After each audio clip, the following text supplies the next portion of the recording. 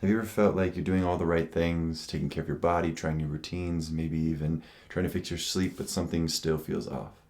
Like no matter how hard you try, there's a disconnect. You're not broken, but it's possible somewhere along the way you started to abandon yourself.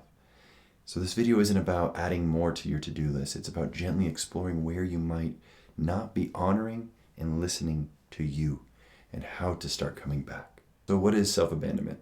Self-abandonment sounds dramatic, but it's incredibly common and can be incredibly subtle. It's when we start to disconnect from our own needs, feelings, or truth in order to feel safe, accepted, or in control. So it looks like saying yes when your whole body is screaming no, pushing through exhaustion instead of resting, silencing your emotions so you don't burden anyone, swallowing your truth to keep the peace, or ignoring that little voice because it feels inconvenient. Most of us have learned this as a survival strategy. It's not a weakness. It's not a failure. It's what your body believed it has to do to stay connected, loved, or safe. This can work for a time, but eventually this pattern can take a toll. Emotionally, we can feel anxious, resentful, numb. Physically, we feel burnt out, maybe wired and tired, restless and exhausted. In alignment, we start to feel hollow, uncentered, like we've lost touch with who we truly are. This was also a big part of my health and why it was so poor and wasn't sleeping for 10 plus years.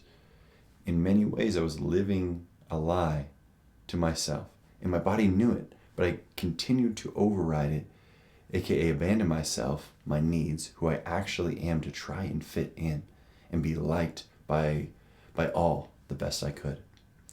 But in reality, as Brene Brown says, we have to be brave and vulnerable to be ourselves, to actually find what we truly desire, belonging. And that was certainly the case for me. So how did we get here? Because it was modeled. Because we were told to be easy, quiet, helpful, low maintenance. Because somewhere along the way we were taught that our needs were too much. Because our nervous system got wired to believe that pleasing others, or staying small, or staying busy was safer than showing up fully as ourselves. And that's not your fault, but it is something you can start to shift with awareness, compassion, and support. Coming back to yourself doesn't happen in one big moment. It's built in tiny, gentle ways, day by day, and it starts with awareness. So let's start with a simple exercise. First, making space for yourself to have time with you every day, even if it's only just for a few minutes. Then I want you to ask yourself, what am I feeling? What do I desire? What would bring me meaning and joy? What do I need right now? Not what you should need, but what you honestly feel. At first, our answers will likely be for others and not ourselves, but this is a process in unraveling to peel back the truth. Begin to attempt to notice where you override that truth, where you keep pushing, pleasing, or numbing. Then we can start practicing micro-honesties, right, with ourselves first.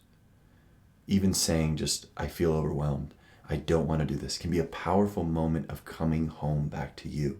You may make the same choice at first, but at least you are aware of what you're doing. And this dedication to honesty with ourselves will transform us. So if you're watching, I imagine you feel it's time to stop leaving yourself behind. So my invitation to you is, where have you been abandoning yourself? And what would it look like to stay? Even just for a moment, for one breath, one boundary, one truth. You're worthy of your own care. Thanks for being here.